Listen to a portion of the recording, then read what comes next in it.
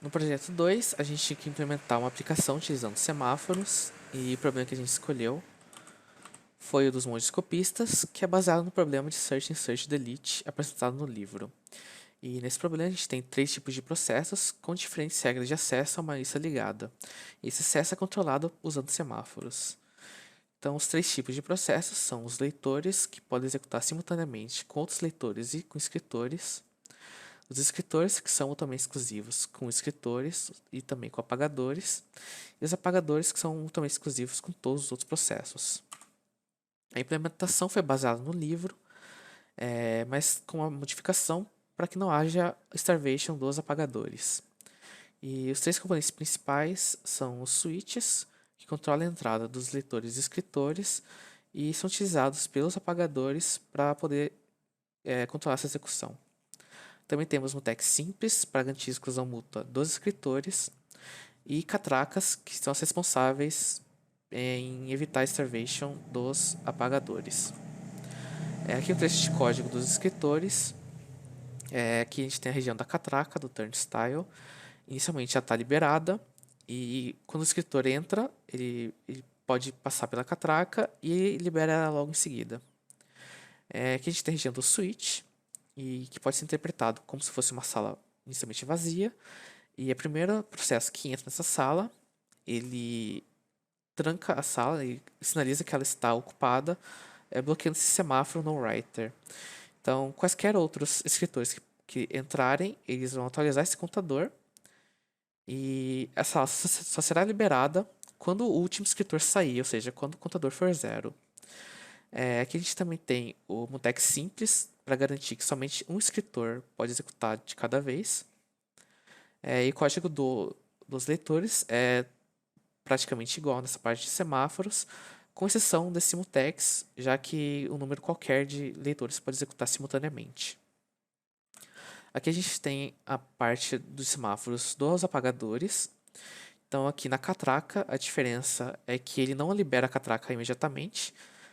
Então quaisquer outros leitores, escritores ou apagadores também que tentarem passar pela catraca não vão conseguir até que esse apagador termine de executar. Aqui ele também tem que esperar que os últimos escritores e leitores que estejam executando terminem essa execução. E quando o próprio apagador termina essa execução, ele libera para que mais processos possam entrar, liberando a catraca e também os outros sinais. Faremos aqui a execução do nosso programa. Aqui nós temos a tela básica dele, em que existe um aviso de como parar o programa. E existe também os estados das threads. E logo aqui embaixo, as threads individuais. Mais uma vez, em que o S é o searcher, o W é o writer e o D é o deleter. Então, essas threads elas vão ficar mudando o estado delas à medida com que elas forem sendo executadas e à medida com que elas forem esperando que uma ou outra seja liberado. Então, vou sair daqui e vou executar de novo.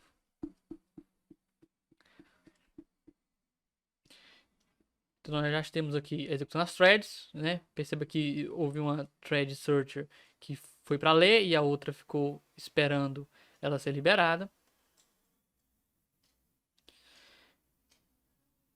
E existe essa execução aí contínua. Bom, no momento houve mais de um esperando, um writer e um deleter esperando. Às vezes, não é mostrado na nossa interface quando uma thread está no estado lendo, por exemplo. Porque a mudança de estado acaba sendo rápida o suficiente para a interface não registrar essa mudança, mas ela acontece. Bom, não existe agora nenhuma mudança. Provavelmente todas as mudanças feitas na palavra, na lista ligada que nós temos, já foi realizada. Eu vou explicar agora como a gente fez o código que executa o nosso algoritmo dos monges para observar a execução e ver como tudo funciona. Primeira coisa que eu quero mostrar é que uma das primeiras coisas que fizemos foi definir como uma constante, como uma macro, a quantidade de threads máxima. Que então, se a gente quiser aumentar, é só trocar aqui e não precisa ficar trocando cada vez que é chamado. Porque a ideia foi fazer tudo escalável. Outra coisa que foi feito para que tudo ficasse escalável foi criar um parâmetro da thread genérico, que recebe, aqui tem todos os argumentos que cada uma dos tipos de thread recebe, que no geral são praticamente os mesmos, com algumas exceções que, por exemplo, esse aqui só tem searcher, esse aqui só tem writer, e esse aqui também só tem writer, que vai ser, quando for preencher esses argumentos para outros tipos de thread, eu vou mostrar o que foi feito. Aqui nós criamos os semáforos e a lista, e aqui uma das coisas importantes são os parâmetros os parâmetros do texto, do nosso algoritmo, né? A ordem de cada tipo de thread e a ordem que ela vai ser chamada, e também a ordem dos índices que vão ser acessados por cada thread. Tem threads que não acessam índice, tem o caso do writer, que sempre escreve no final da lista, mas também tem searchers e deleters que podem apagar ou procurar em lugares delimitados. Então aqui a gente tem, por exemplo, esse searcher lê na linha 4, já esse deleter lê a posição 0 e assim vai. Agora como foi preenchido cada um desses parâmetros? Eu começo a percorrer essa lista de threads, e aí para cada tipo eu preencho o que é necessário. Aqui mostrando, e aí quando não tem, por exemplo, aqui no caso do writer count, que é um ponteiro, é como nulo e o texto é uma string vazia. Aqui, a mesma ideia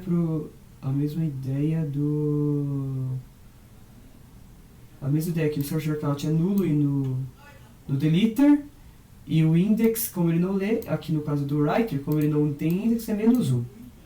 E aqui recebe texto, e todos recebem a lista. E algumas coisas mais gerais são feitas aqui fora porque todos possuem. Como, por exemplo, a posição, que não está dentro do parâmetro, mas é utilizado. E também o tipo e o ID. O ID é qual é essa thread, que é definido pelo índice i, que está percorrendo a lista de threads. Então, a gente começa a criar as threads. Essa primeira aqui é feita fora desse loop, porque a gente deixou um tempo de espera. Então, começa a criar, e aqui só tem uma função,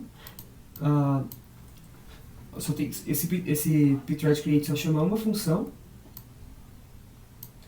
e eu já vou mostrar por quê. E aqui no quando é igual a 6 a gente também quis que esperasse um pouco, então ele verifica quando chega em 6 para esperar. E aqui é feito de forma genérica para não precisar ficar fazendo muita comparação, porque essa comparação ela é feita aqui dentro. Aqui dentro. Aqui nesse código ele verifica qual é o tipo e chama a função correta que vai executar.